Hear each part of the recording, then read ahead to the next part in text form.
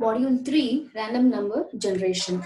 Random numbers are necessary basic ingredients in simulation of almost all discrete systems. So in this module, we'll look into what actually the random numbers are, what are the techniques that we'll use to generate the random numbers, and some randomness test or test for randomness, okay, to test how actually these random numbers are accurate. So these are the contents that we'll be studying: properties of random numbers, pseudo-random numbers, then generating the random numbers by using various techniques, and test for random numbers. If I just take an overview of what actually is a random number, here are few examples where the output for these examples are random in nature. Throwing a dice, fine, then deal out cards, then once again draw numbered balls, then electronic circuits, counting gamma rays, and etc. are some examples where the results are always random in nature. Coming to this pseudo-random numbers, actually pseudo means false. So false numbers are being generated, fine. So here, once again, these numbers, they are arithmetically generated, or we are doing it by using some calculation that is in a mathematical way. Pseudo because generating numbers using a known method removes the potential of true randomness. The meaning of the pseudo is nothing but it is a false. Then the goal is to produce a sequence of numbers in the interval. The interval is 0 and 1 that simulates or imitates the ideal properties of the random number. As I told, these random numbers, they are the basic ingredients in the simulation of discrete systems. Hence, whatever the value we are going to consider, it will be in the interval 0 to 1. Hence, it is discrete in nature. Considering some of the good properties of random numbers are, and before we take up coming to these random numbers, I think when you people studied the programming languages, you people used a subroutine or an object or a function that is used to generate a random number. If you take up your algorithm subject, you had merge sort and quick sort, where for doing the sorting of the numbers either in ascending order or descending order, you used to generate the numbers randomly by using a function or a subroutine. So here we'll be studying the techniques how those random numbers will be generated. Taking up some good properties of random numbers or random number routines, the method should be fast. Then the method should be portable to different computers, ideally to different programming languages. The method should have sufficiently long cycle. The cycle length or period actually represents the length of the random number sequence before previous numbers begin to repeat themselves. Then the random number should be repeatable. Most importantly, the generated random numbers should closely approximate the ideal statistic properties. The properties are, the first one is the uniformity, the second one is independence. Okay, so as I told, these are the two main important ideal statistic properties. One is uniformity, the second one is independence. Once again, since it is with respect to the discrete systems, the random number Ri, okay, the random number Ri must be independently drawn from the uniform distribution, fine. So whatever the random numbers we are going to generate, it must be uniformly distributed and independently drawn, with the probability density function is given as f of x, 1 if it's 0 less than or equal to x, less than or equal to 1, 0 otherwise. As I told, it should be always between the interval that is 0 to 1. Fine. And once again, the density function is given like this. The expected value of each Ri, that is the random number, is given by E of R, that is each Ri. Once again, integration starting from 0 to 1, x into dx. When you just evaluate, you are going to get as 1 by 2. The similar way, fine, even the variance is given. Fine. Now coming to this pseudo-random numbers, we'll see what are the problems when generating the pseudo-random numbers. The generated numbers might not be uniformly distributed. The generated numbers might be discrete value instead of continuous value. the mean of the generated numbers might be too high or too low. The variance of the generated numbers may be too high or too low. And there might be dependency. The dependencies represents the autocorrelation between the numbers. Numbers successively higher or lower than the adjacent numbers, and several numbers above the mean followed by several numbers below the mean. So these are the some properties of the pseudo-random numbers and the problems that may occur when generating with the pseudo-random numbers. Next, we'll take up the different techniques for generating the random numbers. You will be studying three different types of techniques for generating the random numbers. The first one is the linear congruential method. You're not going to study the mid-square method. The second one is combined linear congruential generators. Okay. Then third one is random number streams. You will be studying these three techniques for generating your random numbers. Taking up the first one, that is linear congruential method. Fine. To produce a sequence of integers x1, x2 and so on between 0 and m minus 1 by the following recursive relation, that is x of I plus 1 equals to a of xi plus c mod m, where I varies from 0 to 1, 2, 3 and so on, where a is considered as a multiplier, c is the increment and m is the modulus. Fine. So we'll take up the first one, that is the linear congruential method. It produces a sequence of integers. As I told, this is a sequence of integers. So this is a sequence of integers, and once again it will be between 0 to m minus 1 by the following recursive relation. Whenever we are generating the random numbers using this formula, then it is called as linear congruential method. Formula is x of I plus 1, that is equals to a of xi plus c mod m. And once again this value of I varies starting from 0, 1, 2 and so on. The initial value of x naught, it is called as seed value. It is nothing but for the first time when I equals to 0, okay, this will become I plus 1. 0 plus 1 is 1. This will become 0. This value is already given. So this value is considered as what? The seed value. That is x0 is called the seed value. A is called the multiplier, C is called the increment, and M is the modulus. Fine. Now take the variations of this. If this C is not equal to 0, fine. If this is not equal to 0, if it is non-zero, then the form is called as mixed congruential method. Fine. If this is not equal to 0, it is called as mixed congruential method. If C equals to 0, then it is called as multiplicative congruential method. Fine. In the linear congruential method, based on the value of C, whether it is 0 or not 0, we will be having mixed congruential method or the multiplicative congruential method. Then the random integers are being generated in the interval 0 to m minus 1.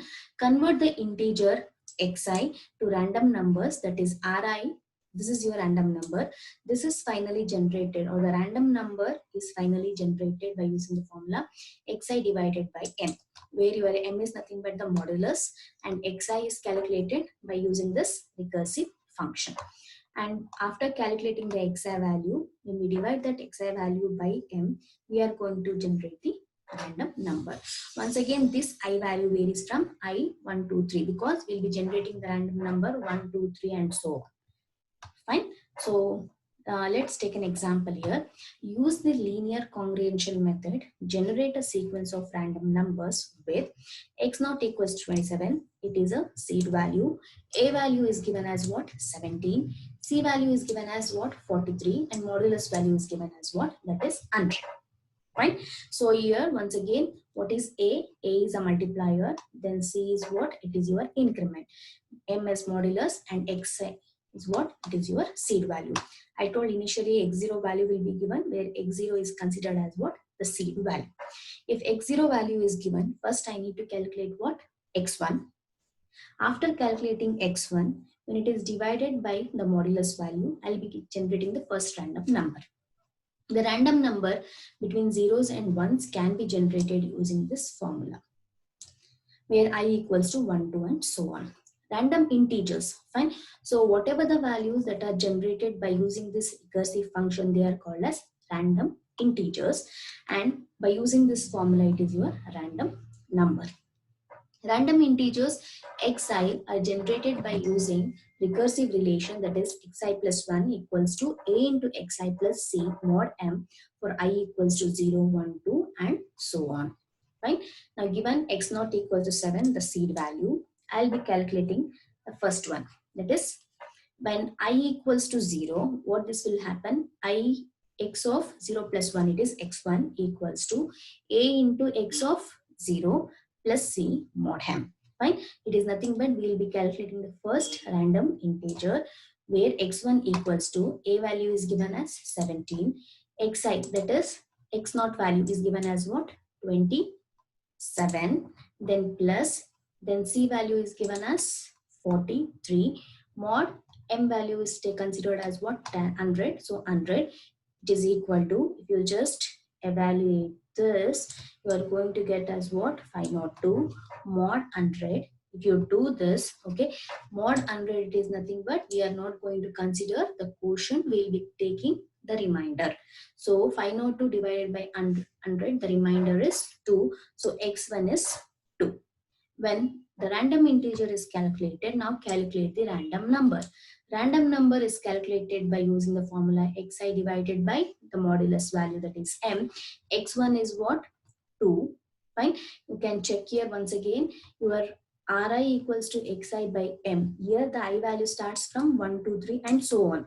Whereas in this recursive equation, I value starts from 0, 1, 2 and so on. So here R1, this will be x1 divided by 100.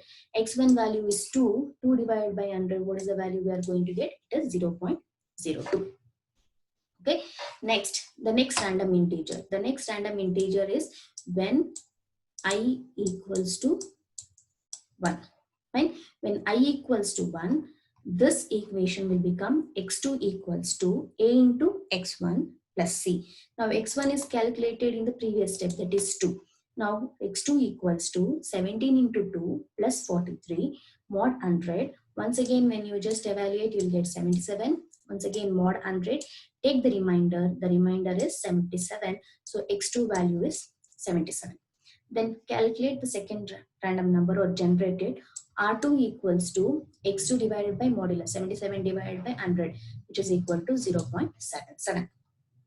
Fine. We'll generate the next random number. Before that, generate the random integer. X3 equals to, fine, this will become once again 17 into, this is x2 value. X2 value is calculated as what? 77. So 17 into 77 plus 43. C value will be as it is, mod 100. Okay, so we'll take 1352 mod 100. The answer is 52. So R3 equals to 52 divided by 100, which is equal to 0.52. Fine. If you want to calculate the next random number, next do it what? X4 equals to 17 into 52 plus 43 mod 100. You will get some value. Then R4 equals to, once again, that value divided by 100. You will get the next random number, that is R4. And applying similar steps recursively, you can go on generating what? The random integer R5 and right. So this is how a linear congruential method is used for generating the random numbers. Fine. Now, moving to the next, we'll consider some of the characteristics of a good generator, any random number generator. The first characteristics is the minimum density. Fine. So values are assumed by the random numbers, that is with respect to I equals to 1, 2 and so on. Leave no large gaps on 0 to 1. That is, Ri should be always discrete. It should not be continuous. So the solution is very large integer for modulus m. Whenever we take a large integer value for modulus m, fine, definitely they won't be having no large gaps between the interval, that is 0 to 1. And Ri will be always what? In the form of discrete. So this is one good important characteristics we need to consider. Moving on to the next one, the maximum period. To achieve a maximum density, we should have a maximum period. Right? So what is maximum period? So here, the period is a distance between any generated number and its next occurrence. Fine. Also, it is called as cycling. It is nothing but consider this is the first random number that is generated. The second one will be generated, third, so and so on. So whenever again, if the technique generates the same value, start from this, end with this, then the complete cycle it is called as what? Period.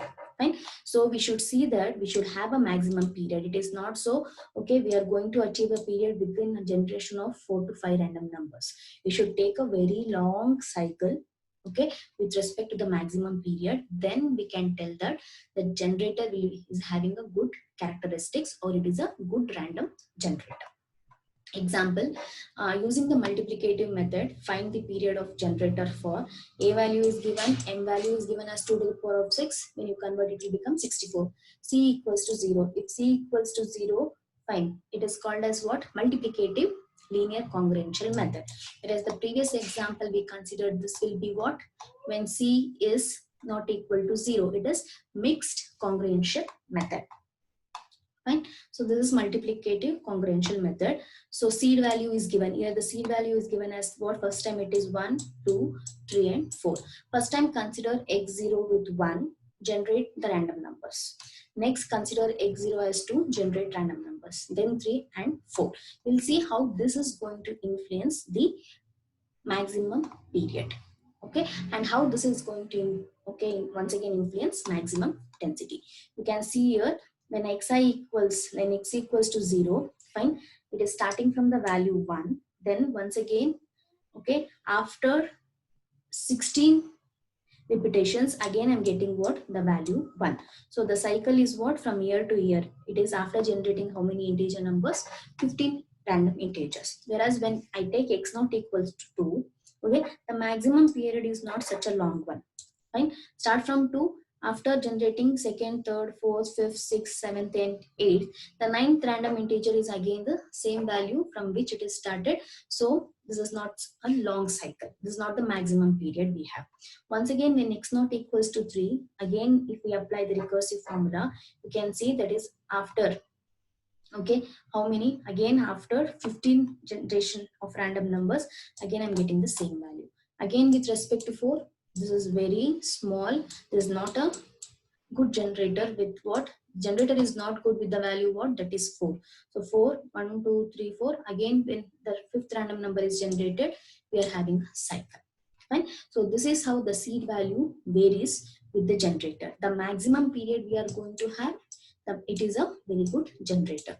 In all the above cases, for a naught equals to 13, c equals to 0, m equals to 64, the period of generator actually it is very low.